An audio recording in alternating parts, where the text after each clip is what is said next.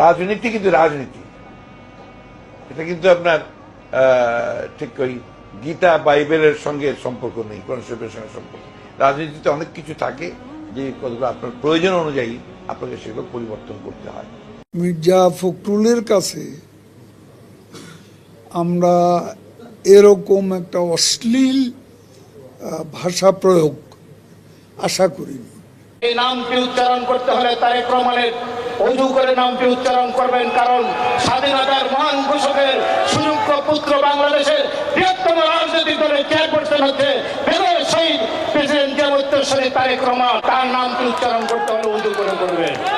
বেগম খালেদা জিয়া, যার নাম উচ্চারণ করলে মুখটা পবিত্র হয়ে যায়, বেগম খালেদা জিয়া। শহীদ জিয়া রহমানের নাম নিলে প্রতিদিন ব্যস্ত দিচ্ছে, আমি বিশ্বাস করি। ধর্ম ব্যবসায়ীরা কিন্তু ধর্মভীরু নয়, ধার্মিক নয়। ধার্মিক তারাই যারা ধর্মভীরু।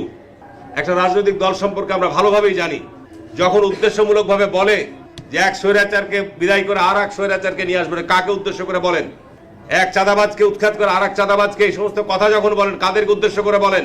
ওই যে কে যেন আজহার নাকি মাজার একজন আছে, আগে ওরা খাইছে এখন এরা খেতেছে না, কি বলছে না? ভাইরে রাজনীতি করবেন স্বনামে আসে, আড়াইলে আবডালি লেগে রাজনীতি করে। স্বাধীনতার পর থেকে শুধু শাসকের হাত বদল হয়েছে, আমরা কিছু পাই নাই, ঠিক কিনা বলেন?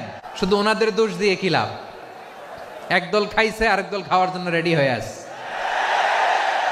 আমি তো বলি যে এই যে আজহারিকে দিয়ে বক্তৃতা করায়, সিলেট তো আজহারিকে বাধা দিচ্ছে, যা ইচ্ছা তা বলতেছে মৌলানা মৌলবীরা, এবং হেলিকপ্টারে যাইতেছে, গাড়িতে যাইতেছে, লাখ লাখ টাকা নিতেছে। এটা তো একটা ব্যবসা বাণিজ্যের ব্যাপার। এবং এরা তো দুনিয়ার সমস্ত কালচার শেষ করে, বাঙালির যে কালচার, শিক্ষা, সংস্কৃতি, নাটক, যাত্রা, গান, বাউল, মাজার সব শেষ করে দিতেছে। তারা কি চায় তারা এই দেশে? আমি তো চ্যালেঞ্জ করছি যে জামাত এককভাবে যদি 20টা সিট পায়, 10% ভোট পায়, 10% ভোট 20টা সিট একা একা যদি পায়, এত বাকবাকুম করেন কেন? কয়টা সিট পাবেন কোথায়? জামাত ইসলাম একটি ধর্মান্ধ, একটি উগ্রপন্থী দল। তারা ধর্মকে নিয়ে ব্যবসা করতে চায়। যারা ধর্ম ব্যবসায়ী তারা ধার্মিক নয়। মৌলবাদী দল এখানে ক্ষমতায় আসবে তার কোনো সম্ভাবনা নাই। বাংলাদেশের 52 বছরের ইতিহাসে দেখা গেছে যে কখনোই কোনো মৌলবাদী দল তারা ক্ষমতায় আসতে পারেনি, বরঞ্চ তাদের যে শক্তি, সেই শক্তি দিন দিন ক্ষীয়মান হয়ে। বিএনপি গত 16 বছর একটা বালু ট্রাক সরাইতে পারে নাই, আর এখন এরা এসে নির্বাচন করে। আপনার মনে আছে সাগর ভাই? সাগর ভাই, আপনি কথা দেখেন, মানতে পারতেছেন না, সমালোচনা সহ্য করতে পারে না। এদের ব্যবহার সম্মান দিতে জানে না।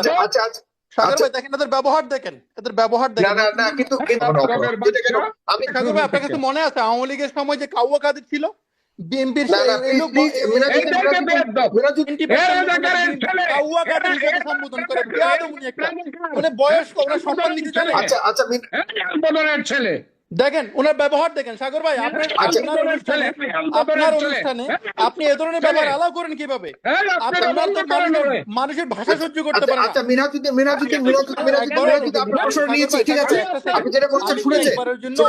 কথা বলেছি। আমরা দেখতে পাচ্ছি বন্ধুগণ, এই ফজলুর রহমান কথায় কথায় মুক্তিযুদ্ধের সে পঞ্চমান্নবার একজন বলে বলে 24-এর বিপ্লবকে সে বারবার অপমানিত করার চেষ্টা করছে।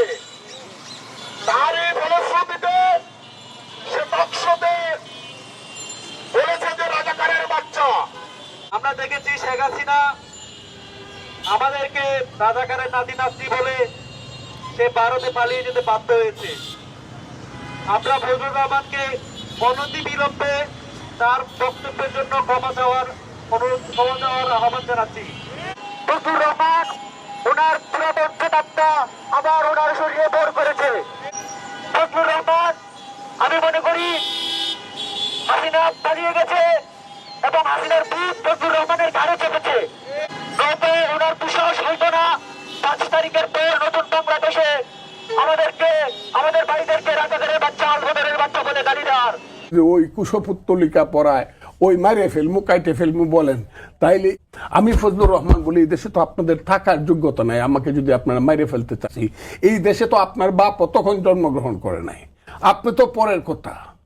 তা আমাকেই মাইরে ফেলতে চান, তা আমার দেশে থাকেন কেন? ইন্ডিয়ানরা একটা কাম করছে, তারেকের নাকের ডগার মধ্যে ওই গাধার নাকের ডগায় মূলা ঝুলানো, গাধা খালি দৌড়ায়। গাধা কি করে? গাধা নাকের ডগায় মূলা, গাধা মনে করে যে এই মূলাটা ধরবে, সে খালি দৌড়ায়, তাই না গাধা?